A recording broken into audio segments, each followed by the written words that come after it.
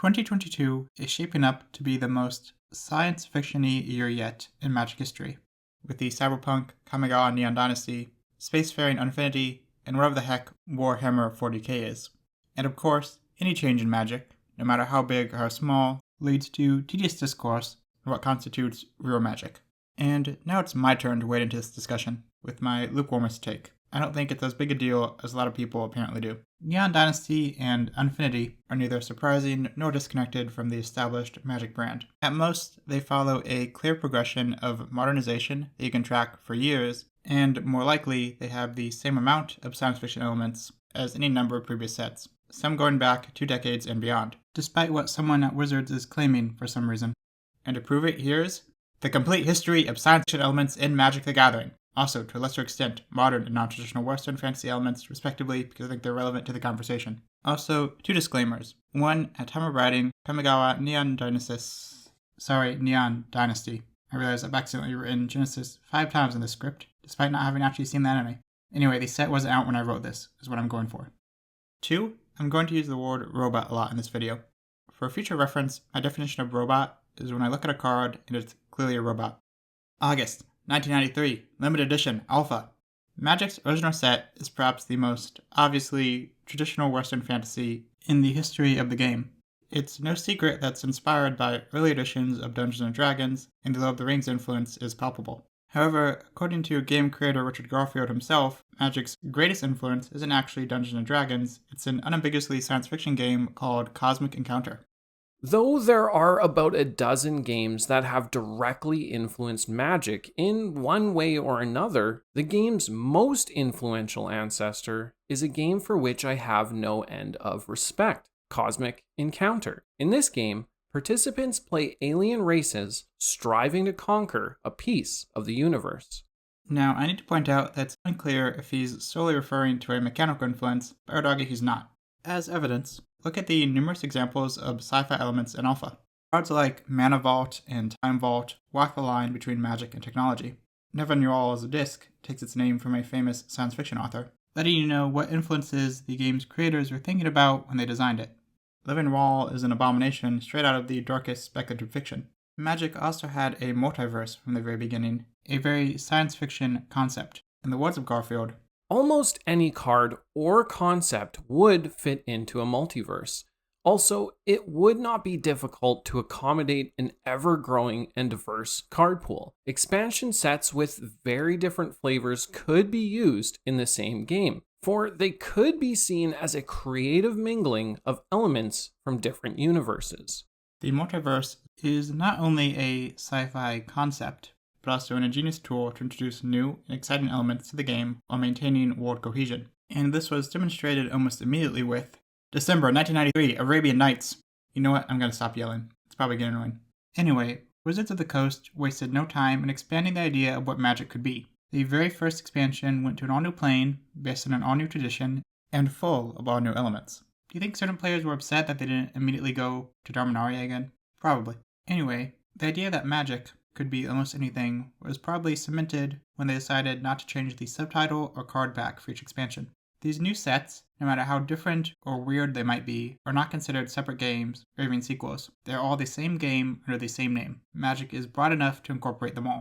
March 1994, Antiquities.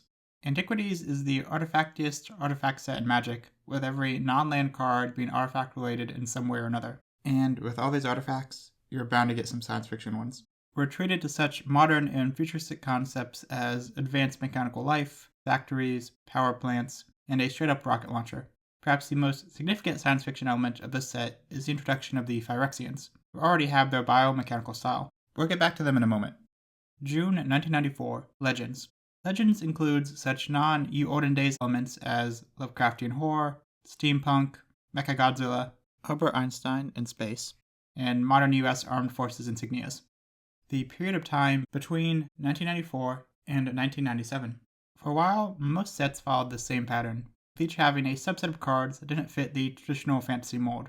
Some of them also left the status quo of medievalish Europe, such as the African culture-inspired Mirage and semi-prehistoric Ice Age. But the biggest change in regards to sci-fi-ness wouldn't occur until 1997 to 2001, the Weatherlight Saga. The Weatherlight Saga focuses on a team of heroes traveling across dimensions in a spaceship looking for ultra-powerful technology. It also features time travel and manipulation, mutation, cyborg augmentation, a whole bunch of killer robots, a comparatively smaller but still notable amount of service robots, holograms, nanobots, an advanced defense system manned by technicians, war crime mobiles, technological mind control, or something, heat rays and lasers, stasis chambers, technologically produced organic life, mech suits, more airships, literal Iron Man, a moon base, and a bunch of stuff that I don't even know how to explain, but is clearly futuristic. I think some people are under the misconception that the Weatherlight Saga only has a handful of out-of-place sci-fi cards. A lot of people seem to think it's only the mech suit, for example. This couldn't be further from the truth, though. This era is sci-fi all the way down. And it really bears stressing that the Phyrexians might be the most uniformly sci-fi civilization in all of Magic. I have a whole video on their inspirations, but to make it short, they're an entire society of aliens, mutants, cyborgs, and robots. Plus, they share clear similarities with the bad guys of pretty much every major science fiction franchise from Star Trek to Star Wars to Alien. July 1998, Portal's Second Age. Before we move into the 2000s, we have to jump back to look at a couple of non-Weatherlight Saga sets released during the same time period. Because even back then, Wizards was trying to hit as many markets as they could. The general technology of Portal's Second Age is notably advanced compared to the sets before it, though not especially out of place compared to those immediately after it. It has things like a 19th century ship and a 22nd century helicopter, but most famously, there are just so many guns. Like, so many. More than 12% of the set has a gun in the art. A lot of them are oversized or oddly designed to differentiate them from real life, but some of them look pretty standard, if a bit antiquated. Of all the modern and futuristic elements in Magic, this might be the most controversial. August 1998, Unglued. Unlike Unstable and Unfinity, Magic's first Sun set lacked a specific setting. Elements exist on a largely card-by-card basis, jumping around to all manner of flavors. The set is full of modern references and technology, including jokes about Wizards of the Coast itself. 2002 to 2003, Onslaught Block. Doom Cannon. And some other stuff, especially from the Celiphids, but my favorite is the Doom Cannon. 2003 to 2004, Mirrodin Block. Mirrodin is the original cyberpunk magic plane. Hear me out. Oxford Dictionary defines cyberpunk as a genre of science fiction set in a lawless subculture of an oppressive society dominated by computer technology. Let's go through each part of that definition. Science fiction. Just look at any part of Mirrodin. A lawless subculture. This part is the least obvious, but the main characters of Mirrodin definitely express repeated anti-authoritarian themes. Glissa is untrusting of the trolls who lead Tel Jalad and rejects their attempts to mindwipe her. Slowbad is an escaped slave who avoided death as a child when his mother ignored an arbitrary tradition. Yurt betrays his leader to help Glissa. Brina is a servant from an oppressed race who secretly works against her masters. An oppressive society. I think the previous section demonstrates this part as well. Not a lot of elected representatives on Mirrodin. Dominated by computer technology. Memnarch, the big-brained computer boy, is the most powerful force on Mirrodin. He has limitless technology at his disposal, in the form of inscrutable mechanical structures and unending ranks of robotic minions. His seat of power is the Panopticon, a massive technological marvel of mass surveillance. And, most importantly, the plane has the single most essential element of cyberpunk: big, stupid-looking goggles and visors, often with multiple eyes. Let's look at some other tropes common to cyberpunk that show up on Mirrodin. Body modification. Everyone on Mirrodin is born with metallic parts, and many further modify themselves beyond that. Elements of detective fiction. Mirrodin is full of mysteries, both large in scale, such as the plane and its life's origins, and character-specific, such as Bosch's past. Scrapping and repurposing technology. Theft of technology and information, often directly from the brain. Heavy-handed drug metaphors. Environmental degradation. Giant buildings as a representation of greed and power. Landfill mutants. Pretty lights, but the lights are actually bad because they're a metaphor for the emptiness of existence or something. 2004 to 2005, Kamigawa Block.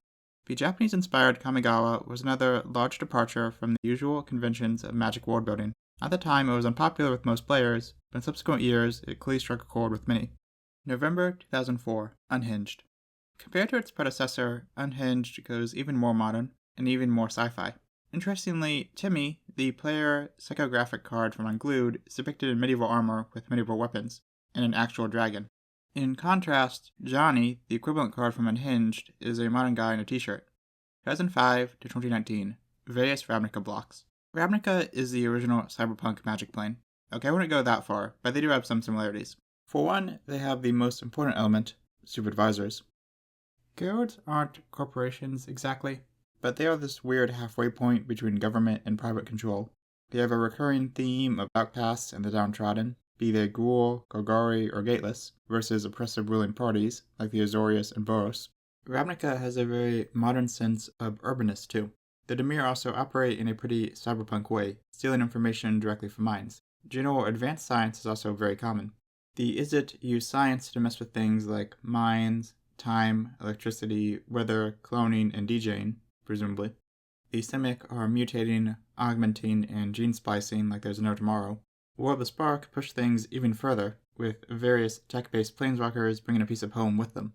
2006 to 2007, Time Spiral Block.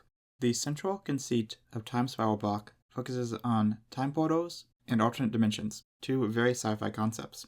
It features various callbacks to science fiction concepts of Magic's past, even the really advanced part of Dominaria from Portal's Second Age. Plus, some of the possible features we see are pretty well futuristic. 2008 to 2009, Alara Block. Esper is the original cyberpunk magic plane. Okay, maybe not fully, but does demonstrate the extreme endpoint of the self-modification essential to the genre, while also answering the question, what if the Phyrexians were 18% nicer? The Esperites cyberize themselves so extensively that they've gained artifact status. They've even applied the same process to the local wildlife. Robots and lab-grown life are also common. And what is Salvage Slasher, if not the protagonist of a gritty, second-rate cyberpunk video game on the PS3? No visors or goggles that I can see though, so maybe they don't count. 2009 to 2020, various Syndicars. From the beginning, the Eldrazi were alien. They are otherworldly and interdimensional, halfway between Lovecraft and a 50s B-movie. Their methods and the technology around them are unknowable and infinitely complex. Their very presence warps reality. All of these science fiction elements are expanded upon in Battle for Zendikar Block. Their alien nature is clear in various new designs. Their status as beyond physical existence or comprehension is stressed. The Lovecraftian and alien invasion themes return in full force. The artists even use the same bright colors to represent incomprehensible visuals trick as the color of space movie. The Hedron technology also plays a bigger role. We also get very Lovecraftian weird geometry and general warped reality. Zendikar Rising pulls back in the Eldrazi, but is not at all lacking in advanced Hedron technology. June 2010, Archenemy. Archenemy includes a variety of stock evil plans, one of which is a superweapon. July 2010, Magic 2011. Core set titles are a year later than the release date. I feel like people would yell at me if I didn't point that out. Anyway, like most core sets, Magic 2011 lacks consistent flavor, but there are two noteworthy cards. Time Reversal has a solar system, and Steel Overseer hints at a machine uprising. 2010 to 2011, Scars of Mirrodin Block. Combining Phyrexia and Mirrodin, two of the most sci-fi planes in Magic, Scars is the equivalent of taking a peanut butter cracker and dipping it in peanut butter, which is to say, delicious. I don't want to repeat myself too much, so I will just quickly run through some of the new and returning sci-fi concepts. H.R. Geiger imagery, killer robots, alien-esque mutant life, power armor, service robots, artificial life, 1960s sci-fi book covers, mad science, the promo image of every low-budget science fiction movie on Netflix, cyborgs, mech weaponry, and of course, ridiculous goggles. 2011 to 2021, various Innistrads. Innistrad is the original cyber. Okay, fine. Not even I'm willing to make that argument. But Innistrad is definitely full of science fiction tropes.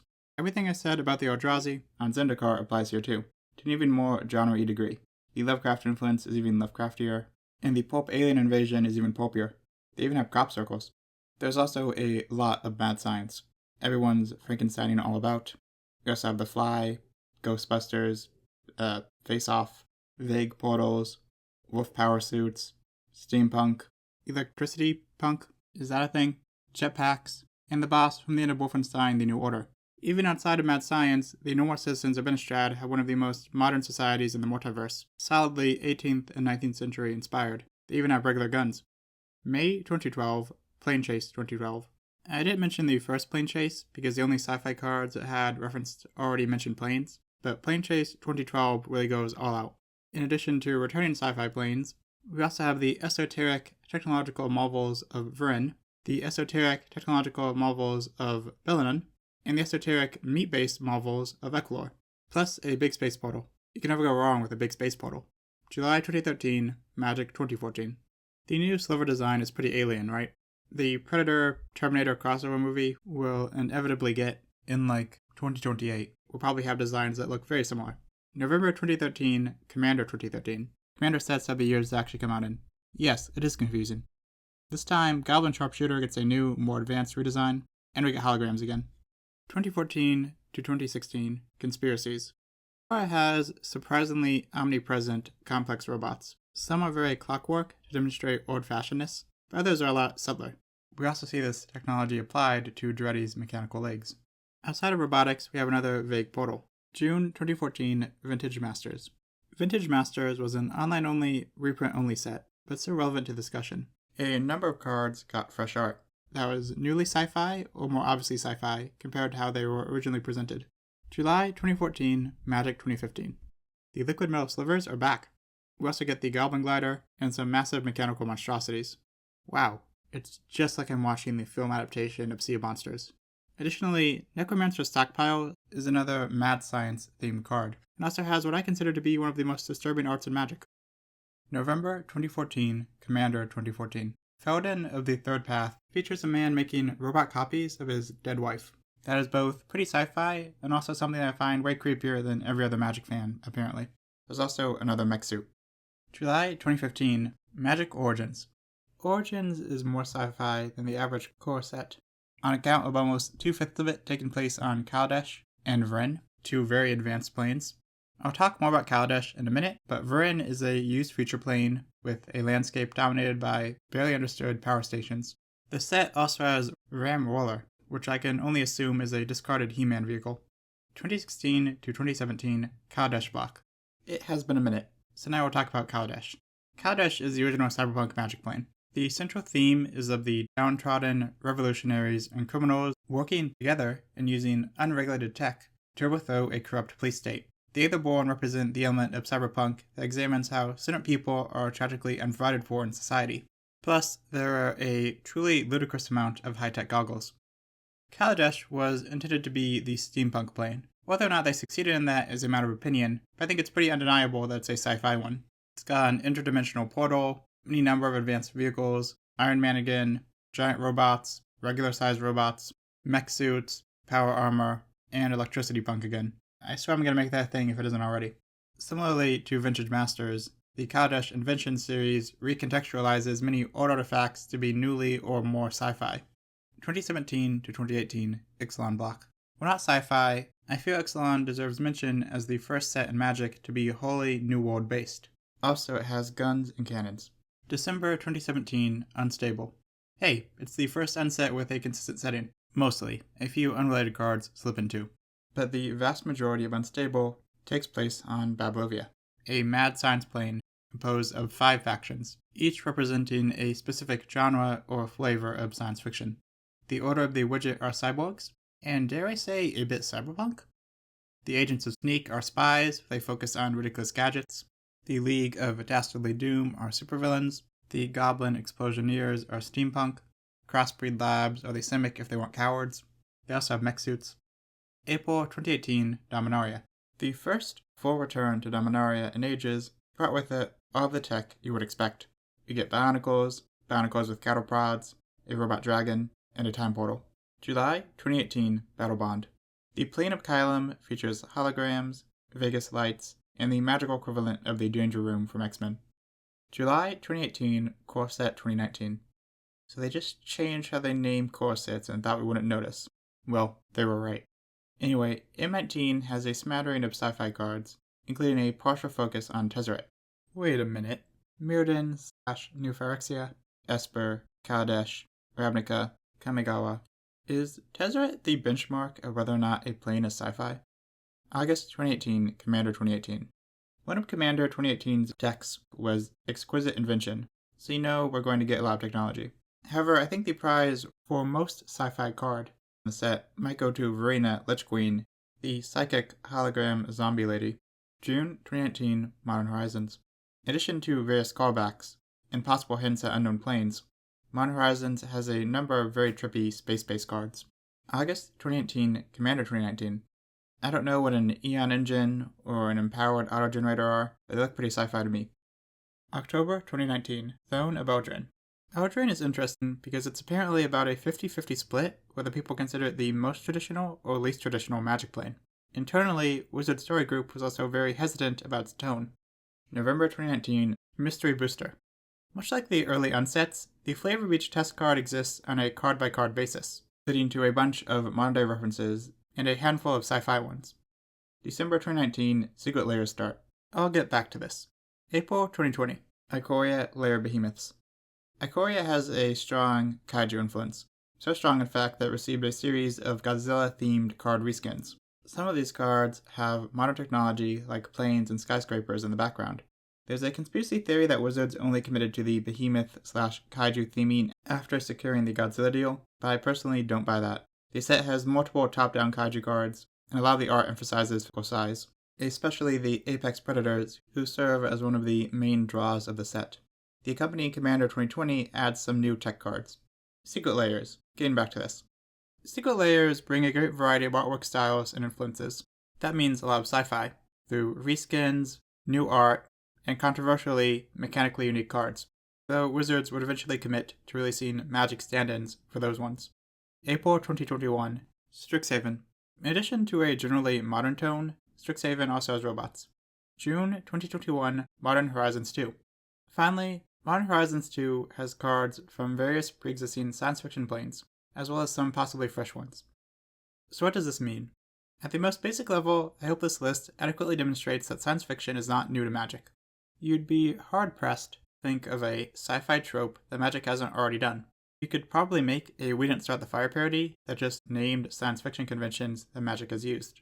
But I wouldn't, because the world already has too many We Didn't Start the Fire parodies, but you could if you wanted to.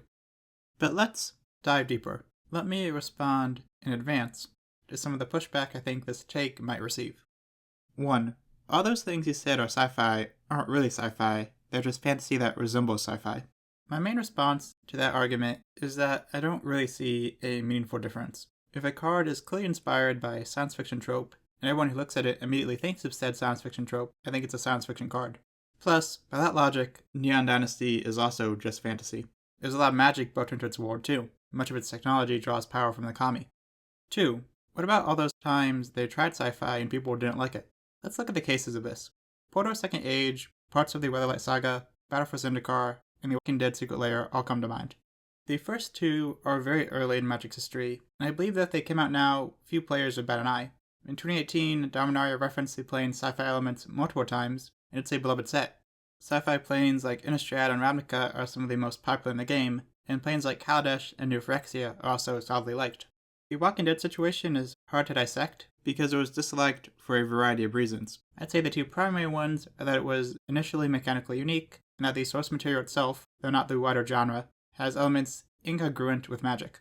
I think the fact that the Stranger Things Secret Lair, which came out with the promise of regular versions and is based on a less gross franchise, received much less pushback, demonstrates this. Finally, with Battle for Zendikar, when a set is mechanically flawed, it's always difficult to extract which complaints are about that and which are about the flavor. Disappointment in one can definitely shape how you feel about the other, but it's true that some dislike the focus on the Eldrazi, at the expense of exploration. This serves as a bridge to expected comment number 3.